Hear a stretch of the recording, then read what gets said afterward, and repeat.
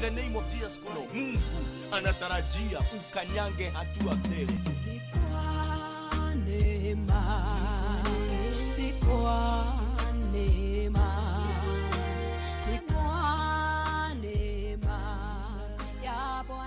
Wengine wametawaliwa na uchawi, wakati wao umefika. Wewe umenitazama siku ya leo. Neema na kibali cha Bwana kikawe juu ya maisha yako.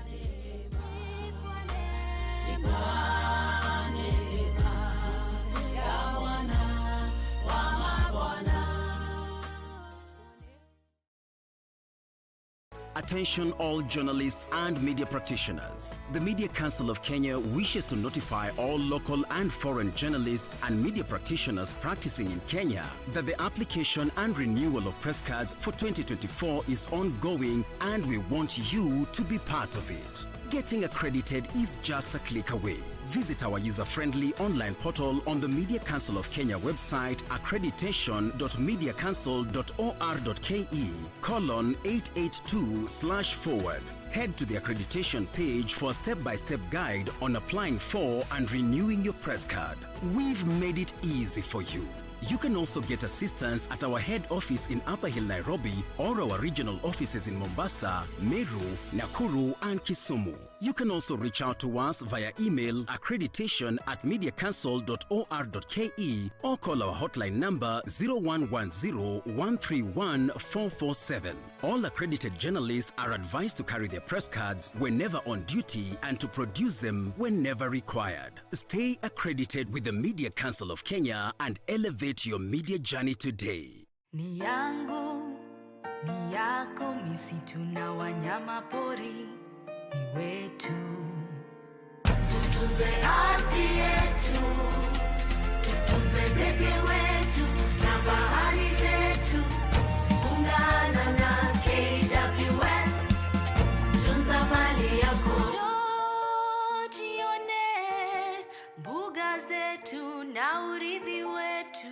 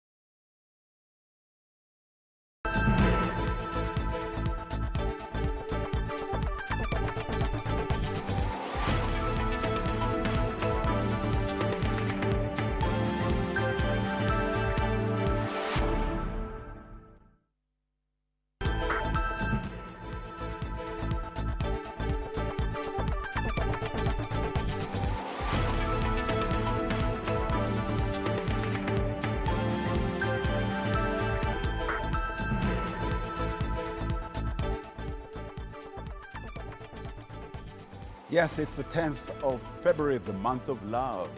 And you're just in time for the Legends Edition, coming to you live from Broadcasting House, Nairobi, Kenya. And top in this bulletin.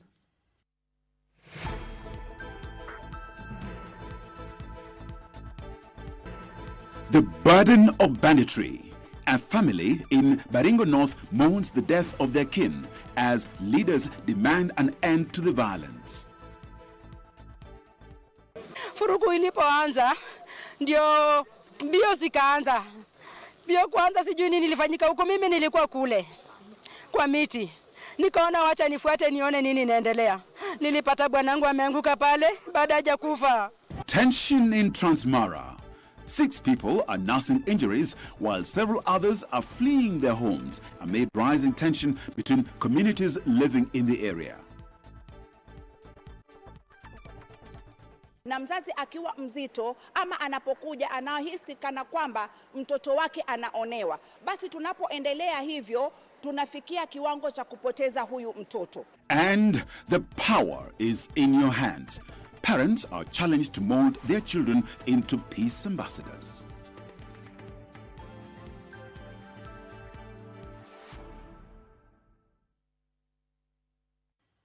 We thank you for making this channel your choice tonight, because at 11 p.m. we've got the third place playoff in AFCON between Bafana of South Africa versus DR Congo. Our sign language interpreter is Lucy Mora, and I'm Edmund Mudibo. Tension is building up in the Ngaruturo area in Baringo County following the killing of a blind school head teacher by bandits during a Saturday morning attack. Thomas Kibet, the Kagib primary school head teacher, was on a motorcycle with his wife and child during the incident, following which leaders in the area have called on the government to turn up the heat on criminals operating in the region. The family is said to have been headed to an annual general meeting at the Kipchere Secondary School, where the Manzada children learn when the bandits struck. Alikuwa 6. Sasa saa ile niliamsha pikipiki, nikaona singine hapo mbele, nikaamua kukata ile msituni na pikipiki kakonga na mawe, tukaanguka. Sasa tukapata mzee akapatikana na hiyo wakora, kaanza kuua yeye. Confirming the incident, Baringo County Police Commander Julius Kiragu said the bandits ambushed the three and shot the man in the head, killing him on the spot. His wife and children are presently receiving treatment at the Marigat Sub-County Hospital. Following the attack, a section of leaders in the North Rift, led by Cabinet Secretary Simon Chelugui and Elgeyo Marakwet County Governor Wesley Rotich, condemned the attack and called on the Interior CS, Kithure Kindiki, to move with speed and clean the region of insecurity issues.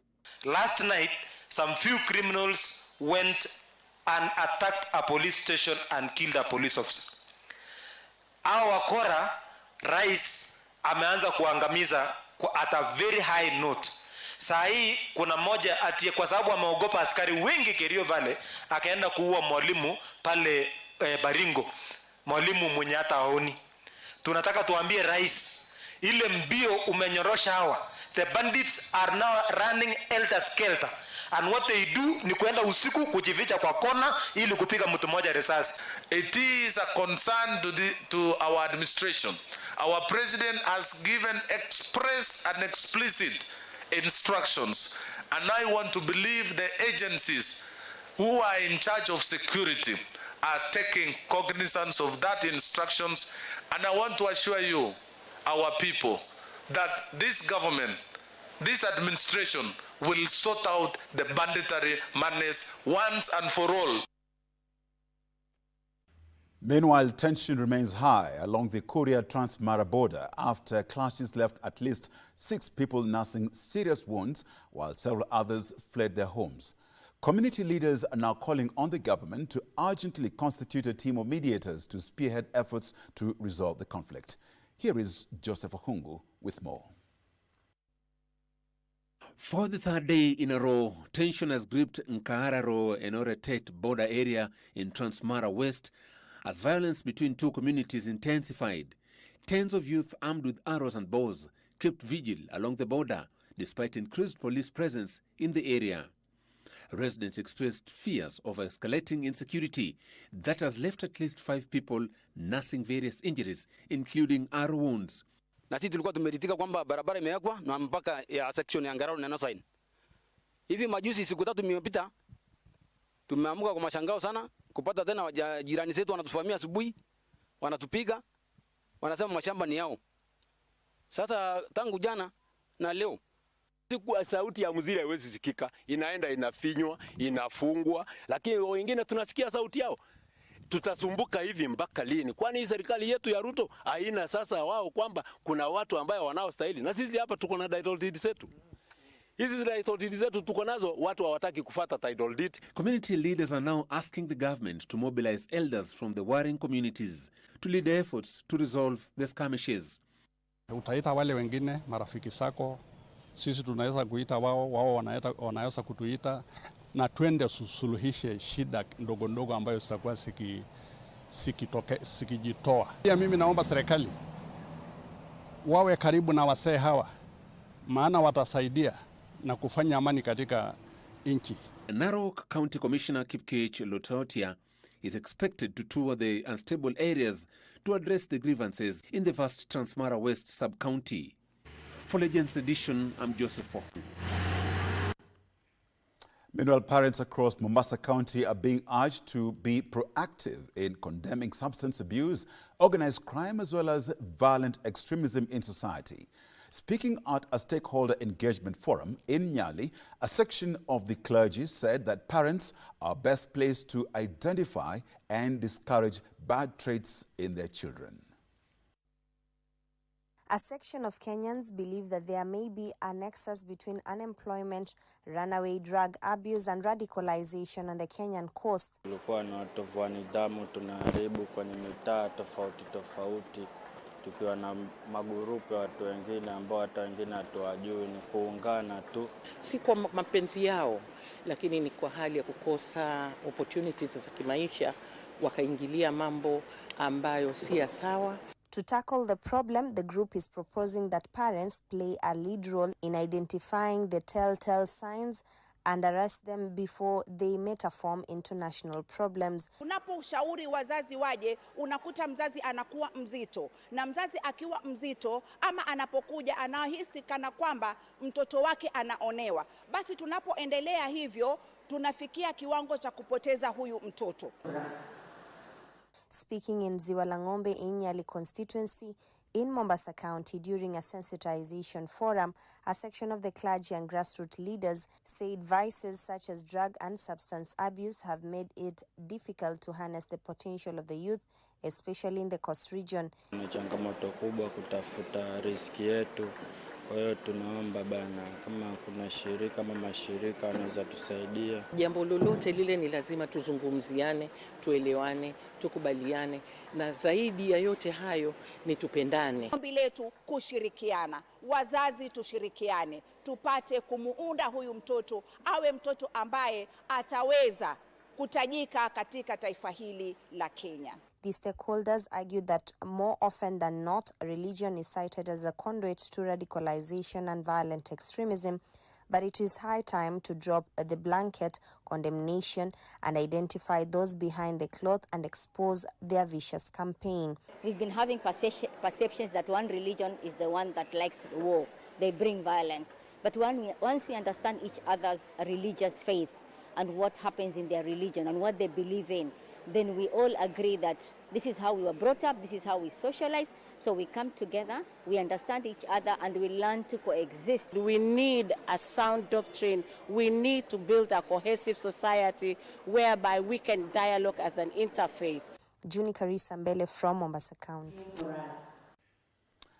Meanwhile, turning now to politics, Azimio la Umoja One Kenya coalition leader Raila Odinga now says the coalition will agree on their 2027 presidential candidate when the time is ripe.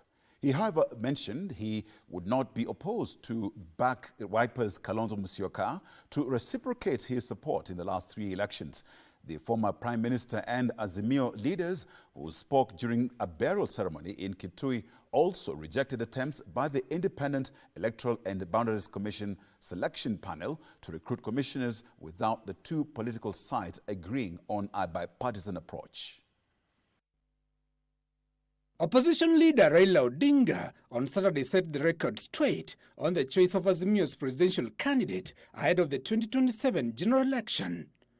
Raila, who spoke during a burial ceremony in Kitui, Ukambani region, denied claims that ODM's registration drive was aimed at fronting its own presidential candidate in 2027. Kalonzo anatangaza anasimama na baba namna gani ati mpaka baba asimame kwenye nia pana. Tutakubaliana. Raila held that the coalition will make that decision at the right time, but stated that he would not be opposed to back a Kalonzo Musyoka candidacy if he stood a better chance to win. Kama Kalonzo yuko candidate, kuna baya gani?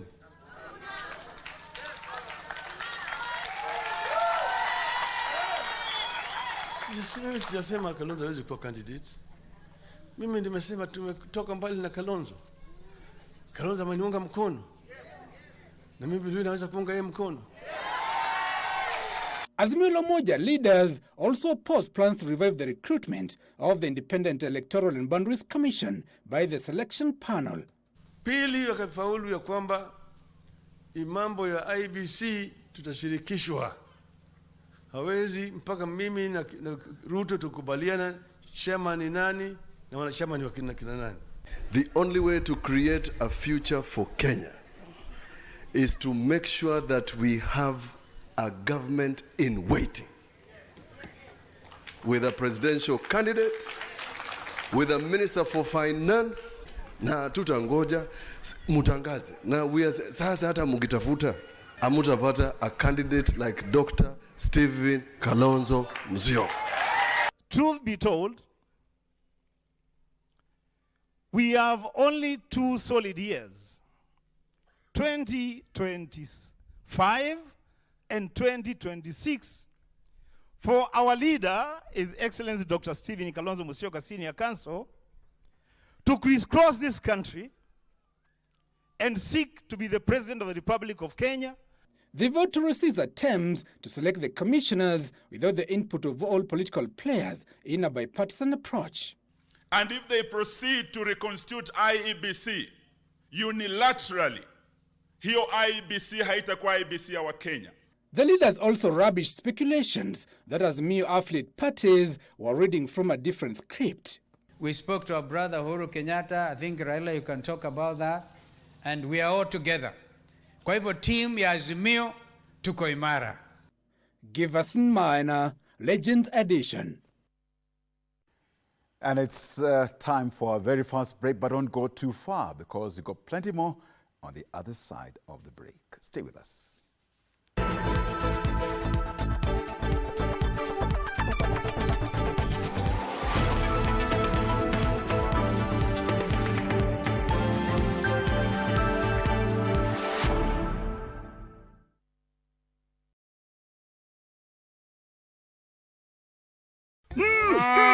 Shamba ni mbili, yako ni gani? Kwa star 570 hash. Everyone has shillings unayotumia kwa Lucky Game inakupa 1 entry point ya kuingia kwenye drum ya draw ambayo inakupa fursa ya kujishindia moja kati ya shamba hizi mbili. Mwisho wa March namtangaza mshindi wa shamba hili la 1.1 million Kenyan shillings na unapata title deed yako.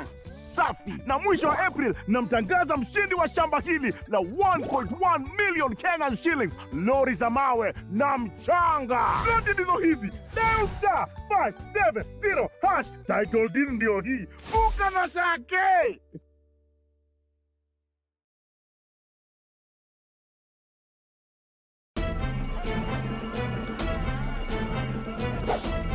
Get ready for the captivating return of the FKF Premier League, exclusively on KBC. Brace yourself for the thrill of football as 18 teams battle it out for glory. Every week, KBC brings you not one, but 2 heart-pounding matches, delivering the best football action right to your living room. The stakes are higher than ever. The league champion takes home a handsome prize of 5 million shillings and also earns the honor of representing Kenya in the prestigious CAF Champions League. Feel the adrenaline, experience the suspense, and join the roar of the crowd as we celebrate the return of Kenya's football legacy.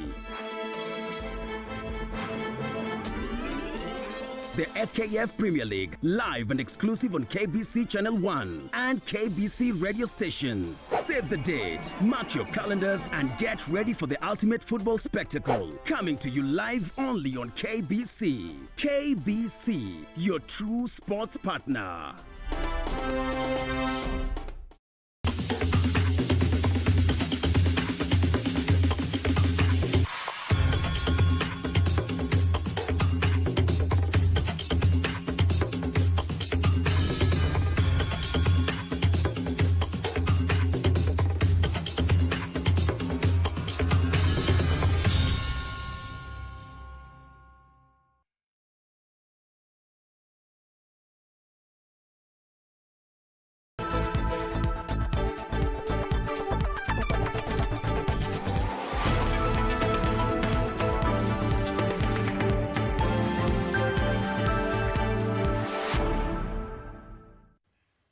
Welcome back.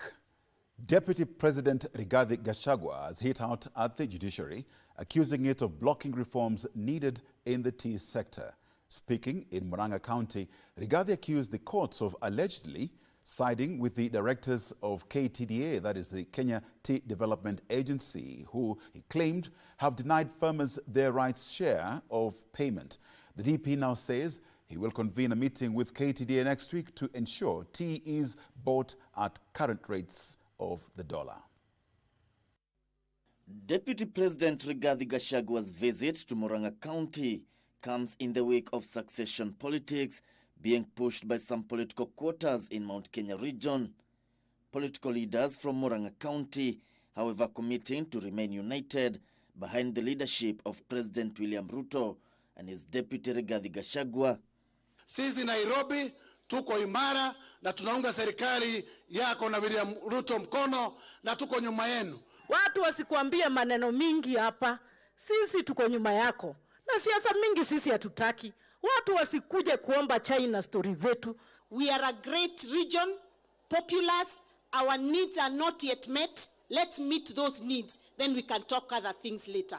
It is good to have a dream, and all dreams are valid. And I encourage all leaders to have ambition and to pursue their ambitions. But we just do so carefully. Focusing on interests of Mount Kenya electorate, Gachagua criticized the judiciary for blocking reforms needed in the tea sector. Those tea reforms were so well crafted, they would have sorted out all problems. The judges, without listening the other side of the story, just listening one side, wameenda wamesimamisha. Wakulima wamekwama. Kila mtu amekwama.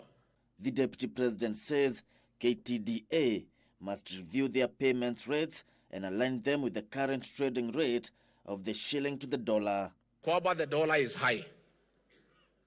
So, hii mambo ya dollar kuwa juu should be represented, it should transform into some gain. Sindio? So, I'm going to call a meeting of KTDA on Tuesday morning at 8:30. We sit down, we look at the numbers. What is the rate ya dollar? Calculator iko nitanulia mawe mpya. Ndio isifanye makosa, si ndio? We are going to align it. Last month, the High Court suspended the hearing of a petition challenging sections of the Tea Act and the directorship of Kenya Tea Development Agency Holdings Limited, pending an appeal over the representation of the agency. Gishoki Washira, Legends Edition. A section of leaders in the Nyanza region is calling for a more tolerant approach to politics from their opposition counterparts. The leaders, led by Information, Communication and Digital Economic Cabinet Secretary Eliud Owalo and the Kisumu Senator Tom Ojienda, said politics remains dynamic and the ground keeps shifting with new realignments every day. As such, focus must be centered on development politics rather than party politics. Achola Simon reports.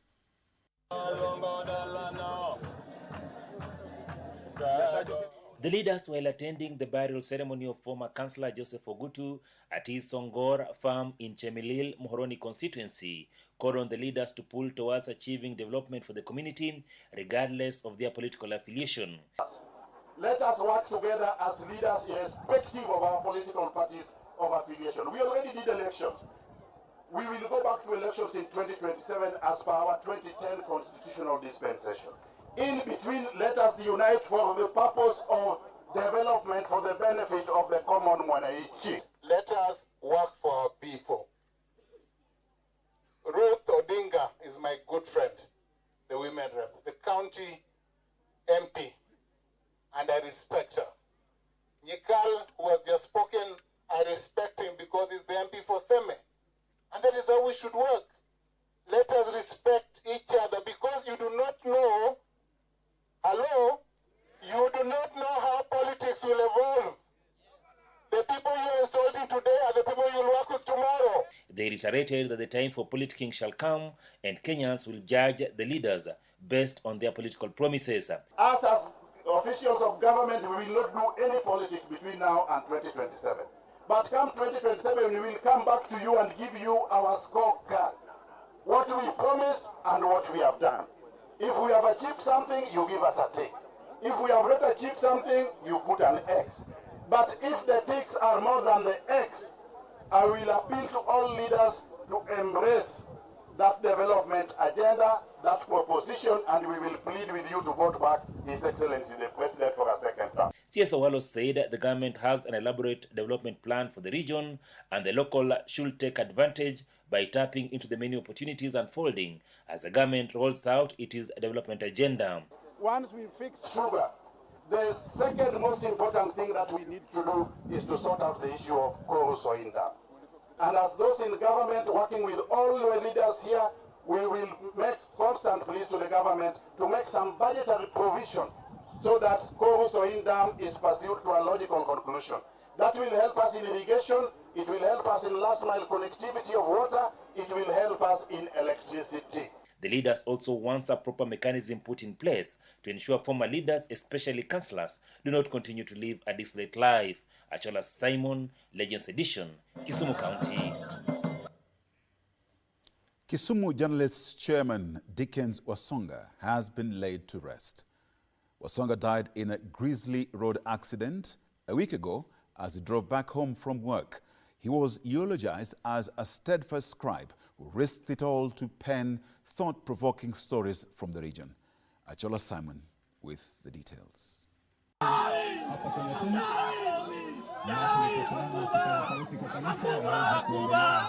Political leaders, friends, colleagues and family gathered in Olago village in Bondo Sakwa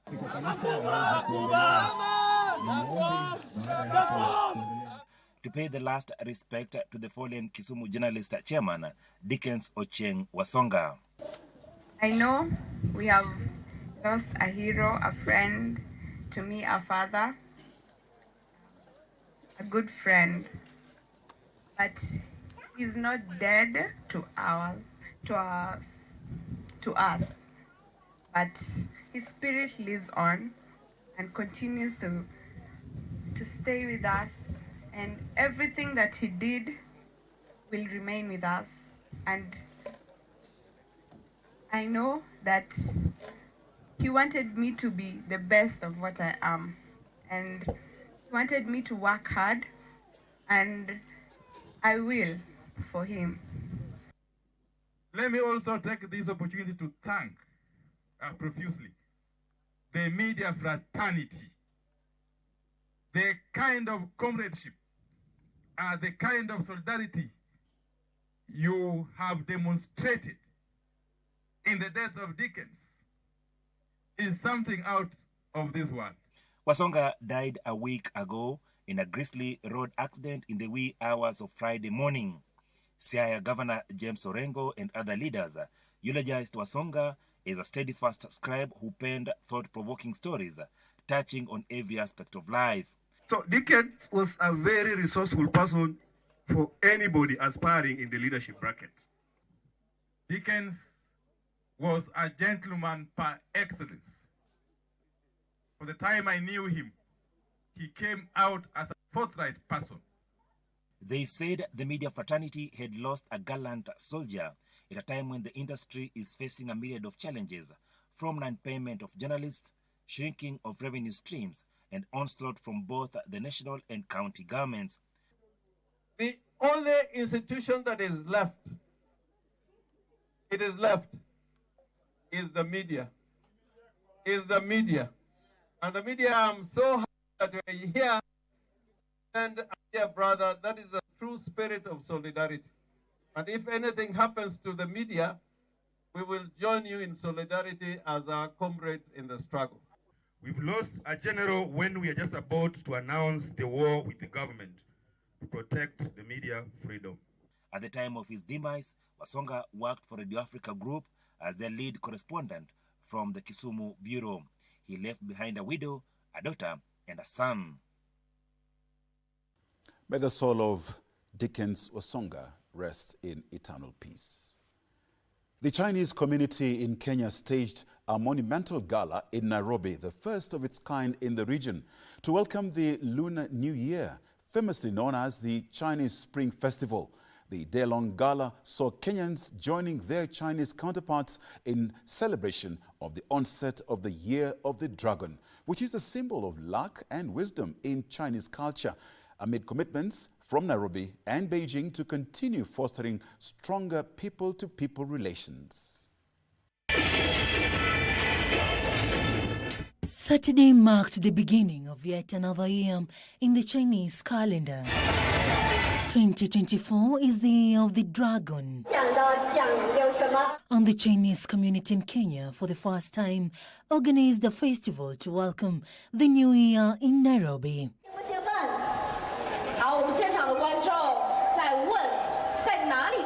Traditional Chinese decorations and performances characterized the day, and those in attendance, Kenyans included, were treated to a feast of music.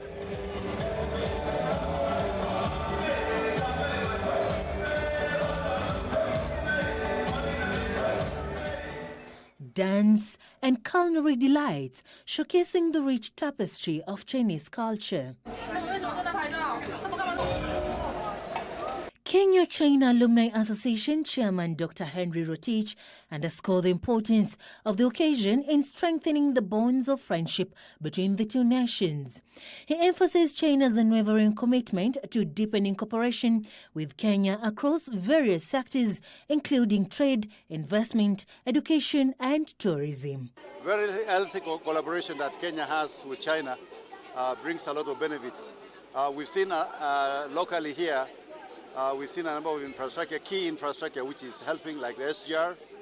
Highlighting the significant strides made in bilateral relations in recent years, Kenya Overseas Chinese Association Chair Gao Wei outlined several key initiatives aimed at enhancing economic cooperation and people-to-people exchanges between China and Kenya. The cooperation between the two governments has been very good. And also we have a lot of Chinese here. We are in different area of the field. Yeah, so now the Chinese here, we are in the construction and we are in the service sector. Yeah, but also, we have our own culture. The initiative includes the expansion of trade partnerships, the promotion of cultural exchanges, and the facilitation of educational opportunities for Kenyan students in China. It's a lucky year and full of strengths. So now we hope, this year it will bring more our people together, and also the more cooperation, and everybody make money. Every time you go there, you learn something new. And I would really encourage people to go to China for business, because whatever you get from the other side, especially for small business SMEs, when you go to China, the prices are really friendly. The Spring Festival is the most important tradition festival in China and also one of the important festivals celebrated by Chinese people worldwide. President William Ruto has conveyed best wishes to the Republic of China as the Asian country celebrates its new year. In a statement, President Ruto said Kenya and China have forged deep bilateral ties over the years, besides enjoying warm and strong relations based on friendship, mutual trust, and commitment to progress. Serafina Robi for Legends Edition. And it's time for our second break, and we urge you, stay with us.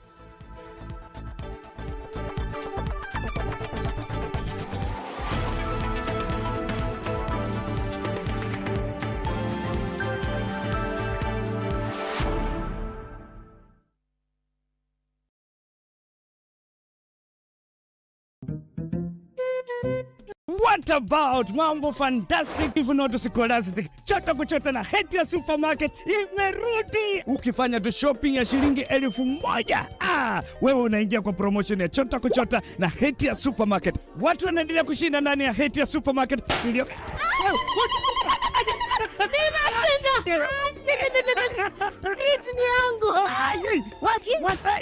Mbona tata? Kitoko.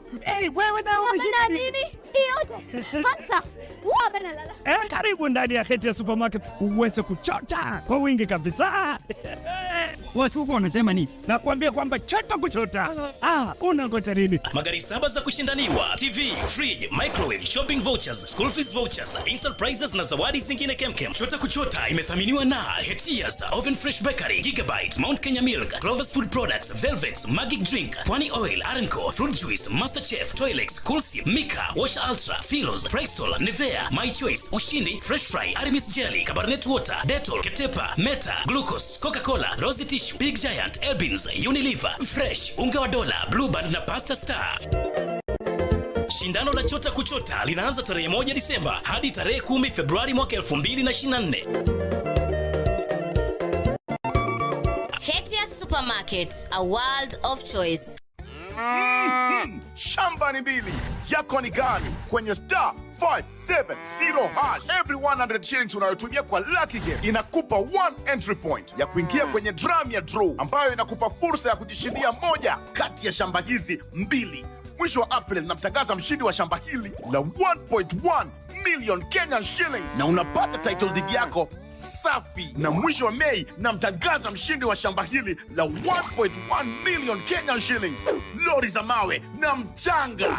Ploti ndizo hizi. Dial star 570 hash. Title deed ndio hii. Vuka na shake.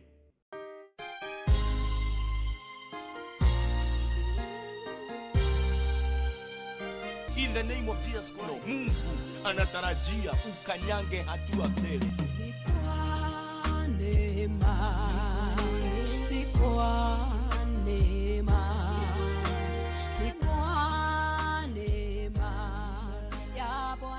Wengine wametawaliwa na uchawi, wakati wao umefika. Wewe umenitazama siku ya leo. Neema na kibali cha Bwana kikawe juu ya maisha yako.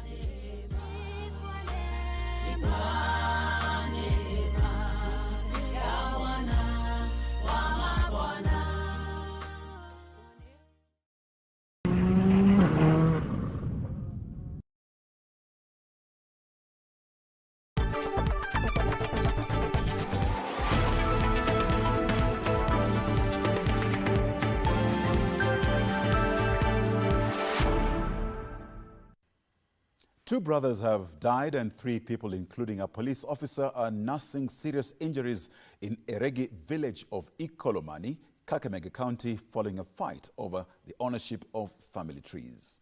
The tragedy occurred during a family meeting convened by an assistant chief to resolve the standoff.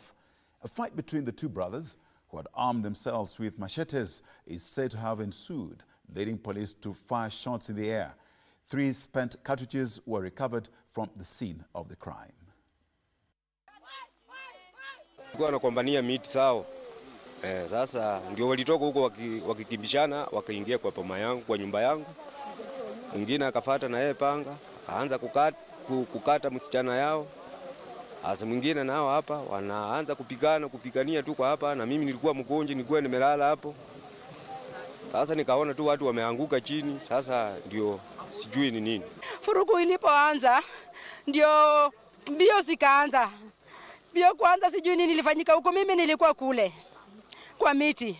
Nikaona wacha nifuate nione nini inaendelea. Nilipata bwanangu ameanguka pale baada haja kufa.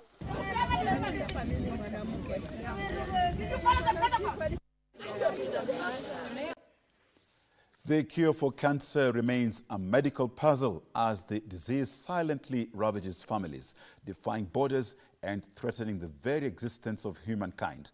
In a bid to scale up awareness on the disease and save lives, a group of thespians are using their talent to advocate for cancer screening and early treatment of the disease.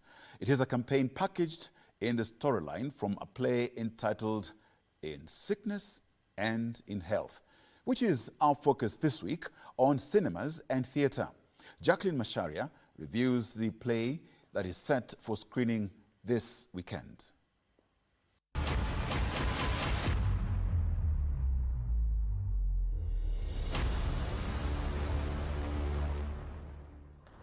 I keep on falling.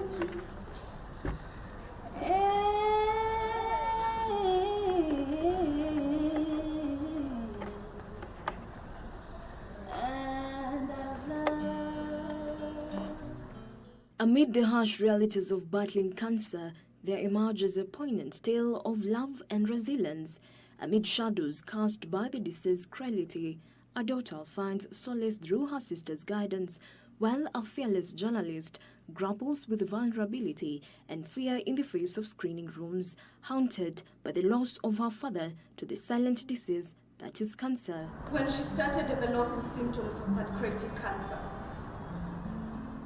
that cheapskate of a man is the one who took her to some cheap hospital. And that is why she got misdiagnosed. In Sickness and in Health is a beautiful play. It has music, it has tears, it has a lot of laughter. It is like a well-baked cake. And the most important thing about this play is the sensitization that has been put into the humor. The idea of telling people to get cancer screening on time. We talk about cancer, but we do not talk about cancer the way we need to talk about cancer. Maybe she would still be here with us and not buried in her grave. Marvin Kibicho, the play director, says the characters in the play were not auditioned for the role. He already had the characters in mind as he scripted the play, weaving a story of love, disease, pain, and hope. I'm a typecaster, so I will look at you, I will look at your abilities, and then I can create a character now for you, so that now in the story, by the time you bring in your contribution, the story is on another level altogether now. Welcome to Sweet and Sour Bar and Restaurant, where the music is sweet for your sour day.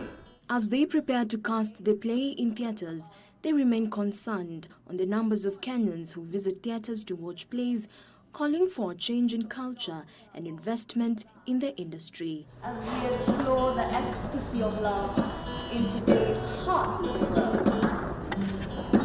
We only have one major theatre, the Kenya National Theatre, whereby people can actually go and stage shows. All the others are either unaffordable or they do not have the particular facilities that we would want to use.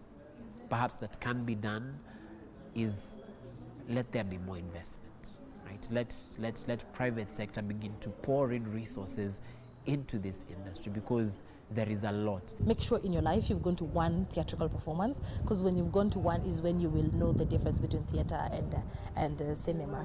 But honestly speaking, I think theater is better. I think theater is better because you get to laugh with the person on stage, you cry with them, you experience that emotion there. At that time, the People's Hospital, that was the only hospital our father could afford. Nonsense! Rubana! Then why did he remarry so quickly? He remarried our mom at our whole 1 year. The show is going to be in February 10th and 11th. That is this weekend. Saturday and Sunday we have 4 shows, 3 p.m. and 6 p.m. both on Saturday and on Sunday. Tickets are on mook.com. That is not love. Jacqueline Masharia for Cinemas and Theatre. That is not love. And if it is,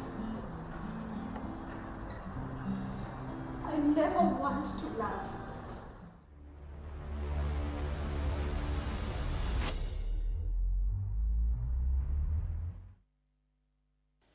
And the news just coming in, former Tanzania Prime Minister Edward Lowassa is dead. Vice President Dr. Philip Mpango announced that Lowassa died today after a long illness characterized by lung issues, stomach ulcers and hypertension. Lowassa died today at the Jakaya Kikwete Cardiac Institute. President Samia Suluhu Hassan has declared 5 days of national mourning. Lowassa, who was Prime Minister between 2005 to 2008, died at the age of 70. May his soul rest in eternal peace. And it's time for another break. Stay with us because we are counting down to third place playoff in AFCON in Cote d'Ivoire.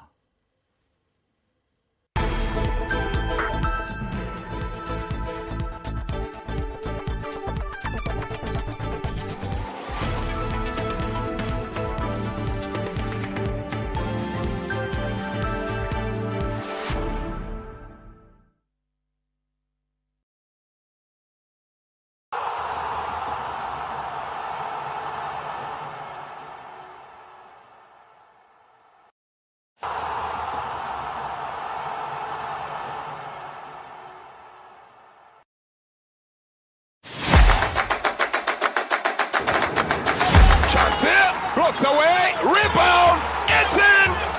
After 4 weeks of intense action, the 2023 CAF Africa Cup of Nations culminates this weekend with the host Ivory Coast squaring it out with Nigeria in a fierce battle for the 2023 AFCON crown. The match will be staged at the Olympic Stadium of Ibimpe at 11 p.m. Sunday.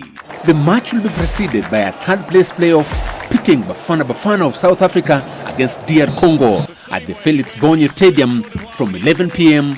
tonight.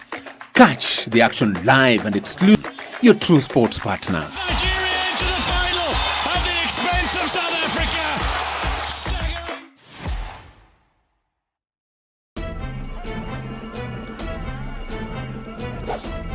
Get ready for the captivating return of the FKF Premier League, exclusively on KBC. Brace yourself for the thrill of football as 18 teams battle it out for glory. Every week, KBC brings you not one, but two heart-pounding matches, delivering the best football action right to your living room. The stakes are higher than ever. The league champion takes home a handsome prize of 5 million shillings and also earns the honor of representing Kenya in the prestigious CAF Champions League. Feel the adrenaline, experience the suspense, and join the roar of the crowd as we celebrate the return of Kenya's football legacy. The FKF Premier League, live and exclusive on KBC Channel 1 and KBC radio stations. Save the date, mark your calendars, and get ready for the ultimate football spectacle. Coming to you live only on KBC. KBC, your true sports partner.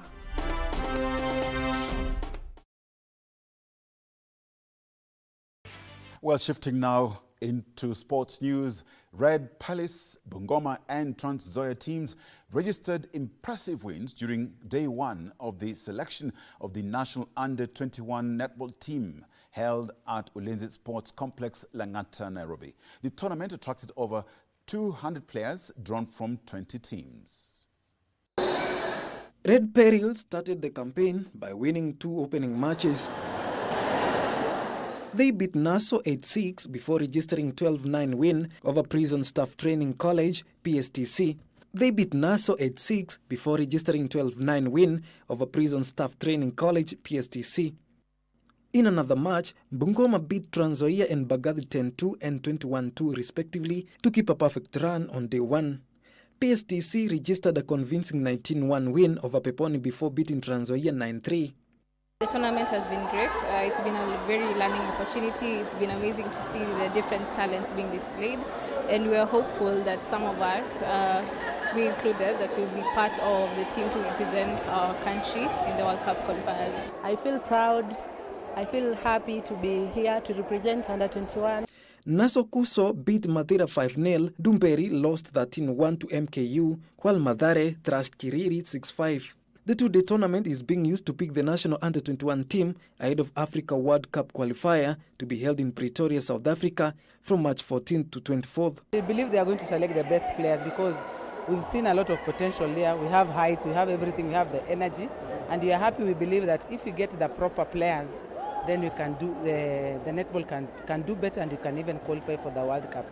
The girls will come from different backgrounds with different trainings, and we must now look at what will increase, especially speed, strength, and then coordination. The tournament attracted over 200 players drawn from 20 teams. King Orimwangi, 4 Legends Edition. From netball, we now move to golf, where foreign golfers dominated the third round of the magical Kenya Ladies Open today at the Vipingo Ridge in Kilifi County. Turkish golfer Shannon Tan tops the leaderboard ahead of the final round set to be held tomorrow. Overnight leader Kara Gorlei has been relegated to the 15th position, with Turkish Shannon Tan taking the overnight lead heading to the final round tomorrow. By rookies, 19-year-old from Singapore, Shannon Tan, the first player from Singapore on the Ladies European Tour. Italian golfer Alexandra Fanali is second ahead of third place Samantha Bruce from the Philippines. The tournament brings together players from 34 nations, 11 invitees, 26 tour winners, 20 rookies and 14 debutants. For us, there's a special component to it. You know, in Vipingo, we're making sure the community is here involved in the organization and delivery of this tournament. And we're going to do more than just golf. We're going to be out there rehabilitating the environment with our visitor golfers as well as ourselves around the Kilifi area. The championships will end tomorrow with the final round of the competition. The winner of this year's event will be rewarded with 7.9 million shillings, while first runners-up will pocket 4.7 million shillings and 3.1 million shillings for the second runners-up. The championship has a total prize purse of 52.5 million shillings. Joina Bwile for Legends Edition. Ano Ellis, Virgie Aide and Shah Mahir were among the winners of various categories as the curtains came down on the Extreme Tennis Tournament held at the Parkland Sports Club in Nairobi. Meanwhile, football stakeholders have continued their appeal to the Ministry of Sports to come forward and ensure this year's elections are conducted fairly.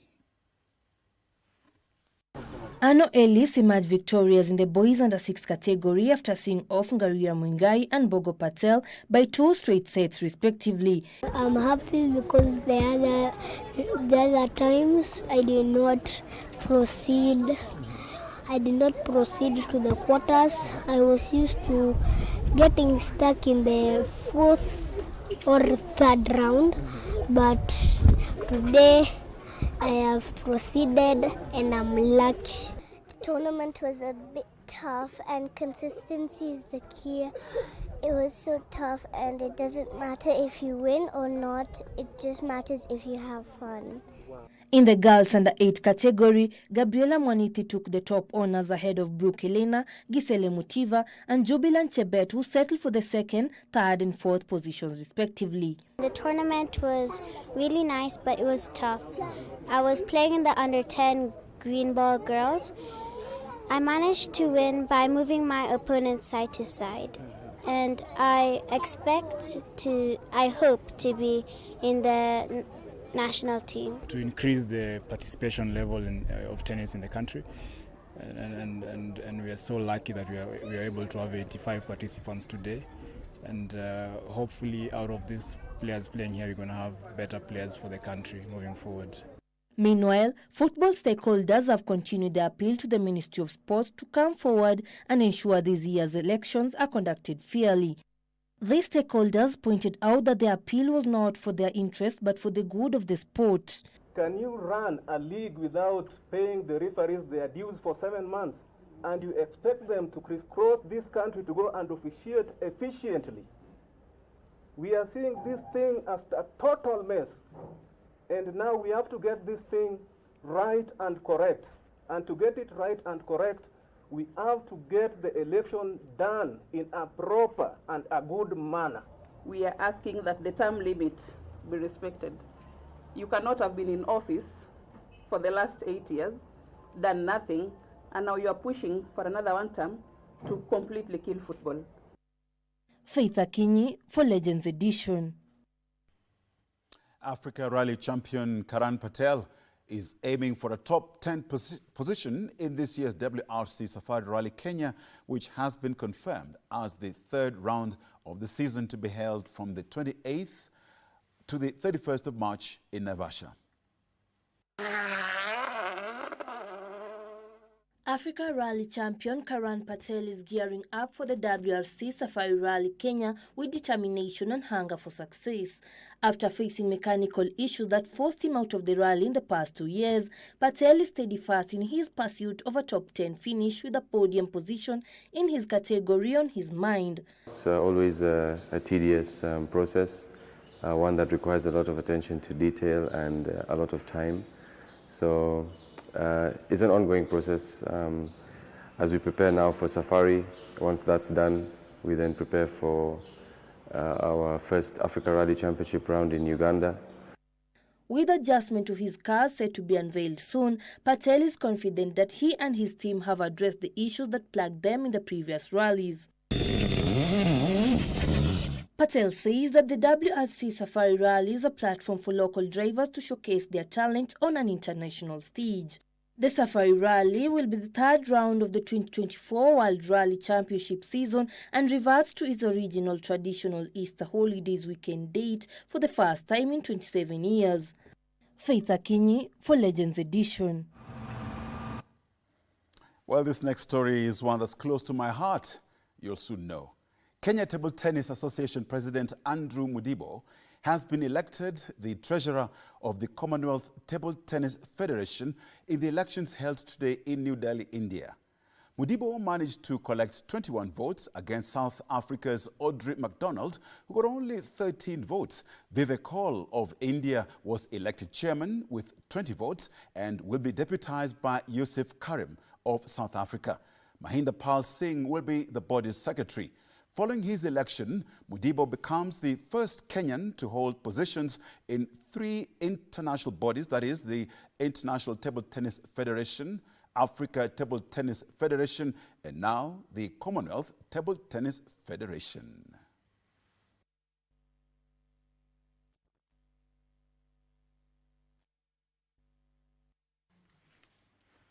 I'll learn to play table tennis in my next life. Bafana of South Africa will play DR Congo in the third-place playoff match of the Africa Cup of Nations, that is AFCON, at Felix Boigny Stadium from 11 p.m. tonight, a day before the grand finale between Nigeria and hosts Cote d'Ivoire, which will be played at the Olympic Stadium of Mbimpe. Both matches will be televised live on KBC Channel 1, your true sports partner. And still keeping it matters football, the 34th minute Vincent Owino lone goal and Nairobi City Stars 3 crucial points against Bandari FC in their quest for this season's FKF Premier League title. It was the 11th time City Stars have collected maximum points in the 21 matches they have played so far this season and closes the gap between them in third position and leaders Gor Mahia to just 7 points after Kogalo were held to a barren draw by a resilient visiting Ulinzi Stars. Gor Mahia remain in control of the top flight league on 44 points, 7 above second-placed Posta Rangers, who held Kenya Police to a barren draw despite being reduced to 10 men early in the game after Ivan Ochieng saw red in the 6th minute.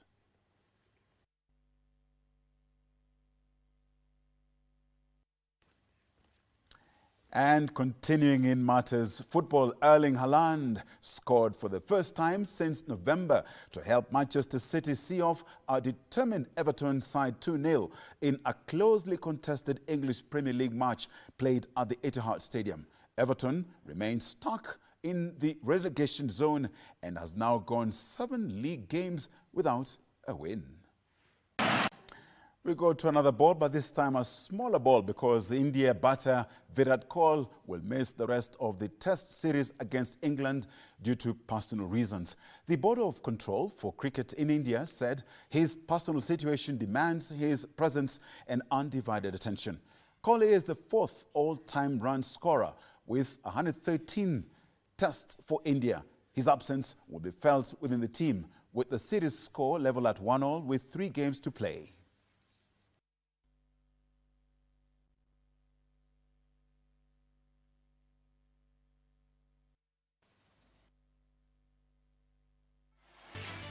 I've booked my place for the 3rd place playoff in Cote d'Ivoire, Bafana against the DR Congo side. What about you? Well, it's time for me to say goodbye, good night, and stay well, stay safe, be blessed. Your true sports partner, KBC Channel 1.